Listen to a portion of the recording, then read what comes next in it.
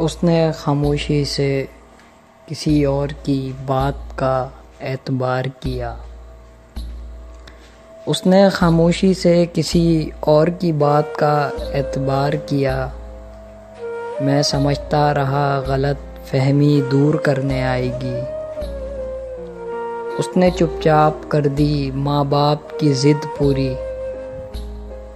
मैं तो समझता था पंखे से लटक जाएगी। ये सरसरी किस्सा इश्क सुनकर गुजारा करो मियाँ। बात जब निकलेगी तो दूर तलक जाएगी। मैं कैसो फरहाद ना वो शीरी लैला। और मैं फिर समझता था मोहब्बत निभाने आएगी। वो गई तो ऐसी गई, पलट कर भी ना देखा।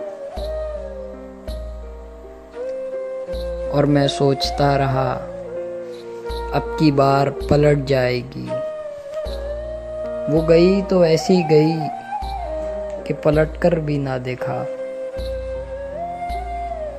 और मैं सोचता रहा अब की बार पलट जाएगी। आदाब।